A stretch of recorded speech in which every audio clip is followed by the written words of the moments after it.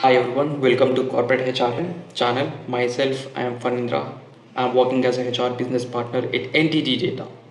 So in this video, I am going to explain about LTA, which is called as Leave Travel Allowance. So I am going to provide you the complete information about LTA in this video, so you can watch this video till the end. And if you like my video, subscribe to my channel and also press the bell icon for the latest updates. So coming to this LTA, so few people will be calling this LTA as LTC, which is called as Leave Travel Concession. No need to be confused, both are same. So I am going to explain about the LTA. So what is LTA? Leave travel allowance is an allowance which is being provided by employer to employee who is traveling on leave within the country. So each and every organization will be having HR policies. So as per HR policies, you will be eligible for 12 sick leaves or casual leaves or earned leaves, which are also called as privilege leaves. So you have to avail those leaves and you have to travel only within the country. This is called as domestic travel. Got it? So you should be involved only in the domestic travel. You shouldn't be involved in international travel, which means you shouldn't travel from one country to another country. Got it? So you have to travel within the country. Then only you will be eligible to claim LTA under Income Tax Act 1961 Section 10 and subsection 5. So what is the best benefit of this leave travel allowance? It's purely into tax benefit. So the most important point which you people have to remember is if your CTC is below 5 LPA and still you can find LTA as your component in CTC, then it is useless, because if your CTC is less than 5 LPA, then income tax will not be deducted from your CTC. Correct? So there is no point you have to claim the tax and get the tax exemption under this LTA. But if your CTC is more than 5 LPA and you can find this LTA as a component in your CTC, then you can claim this LTA in order to get the tax exemption under Income Tax 1961 Section 10 subsection 5. Got it? So this is the most important point you have to remember. And the best benefit of leave travel allowances is only because of the tax benefit. Got it? And one of the most important point which you people have to remember is if you are traveling, then you have to travel only in airlines, railways or bus. Got it? And if you are traveling in airlines, it should be economic class travel, and if you are traveling over railways, it should be till first class, second class or third class. If you are traveling in bus, it should be deluxe. Only these tickets or only these proofs can be submitted to the HR department or finance department in order to claim your LTA. Got it? And the most important point which I have already told you is it should be a domestic travel. Instead, it shouldn't be any international travel. You should travel within the country. And you can travel by yourself or else you can travel along with your family.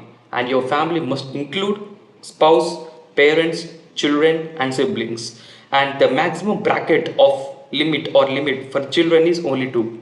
So only 2 children has to travel along with you. So more than 2 children is not allowed under in order to claim this LTA and to get the tax exemption. Got it?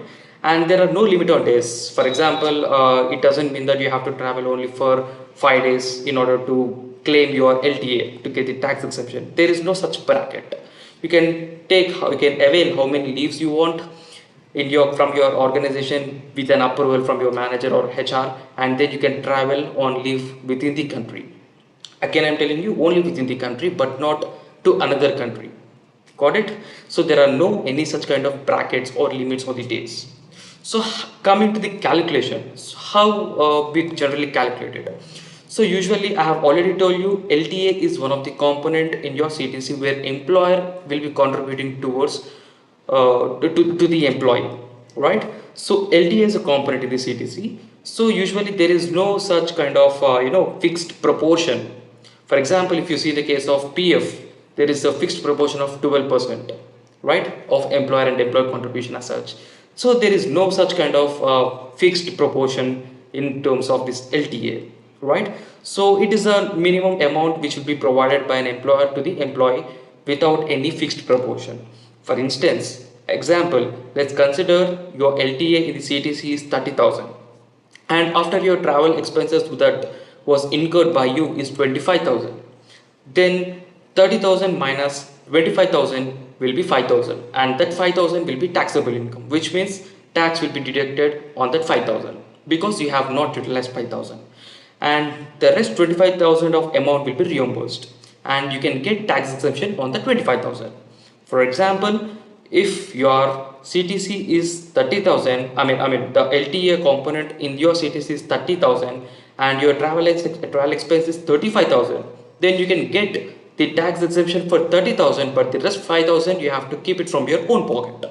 Got it? You can't get any exemption on that 5,000 because you have already exceeded the bracket. Fine. So hope I'm clear here. Again, I'm telling you, if your CTC, the LTA component in your CTC is 30,000 and if your travel expense is 25,000, then you will be reimbursed with only 25,000. Whereas in the case of rest 5,000, that will be taxable income because you have not utilized it, and which means income tax will be deducted for that 5,000. If your travel expense is 35,000, which means you have already exceeded the component which is present in the CTC, that is 30,000. So the rest 5,000 amount will not be reimbursed because it was already exceeded. So in order to claim it, you can claim only till 30,000, and the rest 5,000 amount you have to keep it from your own pocket. Got it? And the next point to be noted is you have to submit the travel bills and proofs to HR department before financial year ends. So usually every employee will be having a doubt. So will they can be able to submit the proofs while filing the income tax returns? No, you can't do that. You have to submit the travel bills and proofs to HR department before financial year ends. So if you are going to submit like this, then only all the proofs that we have submitted and the declarations that you have given will be reflected in the form 16, right? And then only you will be eligible to get the tax exemption. So coming to the next point, that will be local travels can't be claimed. So why the local travels can't be claimed? Because I have already told you, you have to travel from one state to another state, that too only in India. Got it? You can't travel from one city to another city from your state. So if you are from Telangana, if you want to travel to Mumbai, you can go ahead. Got it? From Hyderabad to Mumbai is fine. If you are traveling from Hyderabad to Warangal, which is a common cities in one state, that is Telangana, you can't do that. You can't claim LTA to get the tax exemption. Got it? So this is most important point to be remembered. And another point to be remembered is only travel expenses can be claimed under this LTA, whereas in the case of sightseeing expenses or food expenses or accommodation expenses can't be claimed under this LTA. So you will be going for any vacation in order to travel, so only the travel cost can be reimbursed, but in the case of food expenses and accommodation and sightseeing expenses can't be claimed. This is most important point to be remembered because every employee will be having such kind of doubts. And the next thing would be shortest distance. So you can claim only if your distance is very short. So what do you mean by this exactly? So for example, if you are traveling from Chennai to Delhi, that is fine. But if you are traveling from Chennai to Hyderabad and from Hyderabad to Delhi, in order to reach your destination, these kind of bills can't be shown as a proof in order to claim this LTA. Got it? If your travel is a single line, which is from Chennai to Delhi in order to reach your destination, then only that kind of bills can be approved by your respective HR department. Got it? And here comes the most important point to be remembered. So you can claim the LTA only twice in one block. So what do you mean by this block? So as per Income Tax Act 1961, the Income Tax Department has implemented blocks.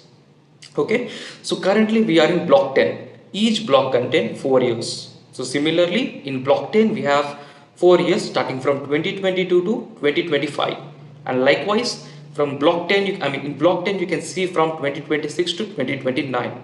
Okay, so you can see only 4 years in one block. So this is the rule as per Income Tax Act 1961, which has been implemented by the government. So here comes the most important point and the doubt where everyone would be having here. So can you carry it forward the one benefit to the another block?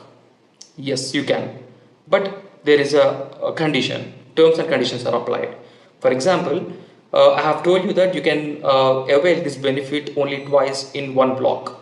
For example, in block 10 you have utilized two benefits in the year of 2022 or 24. That is fine. But if you are utilizing this benefit only for once in one block, let's consider only in 2024, and you haven't utilized the benefit in the same block, then you can avail that benefit in the first year of block 11. Okay, you can avail that only in the first year of the block 11, which means you can avail it only 2026. You can't avail it in 2027 or 28 or 29. Got it? So this is one of the most important point to be remember. And all this is about LTA. And still, if you have any queries, you can reach me out at any moment, and or else you can also raise your questions in the comment section. I'll be able to answer. So if you like this video, please subscribe to my channel and also press the bell icon for the latest updates. So thank you for watching this video.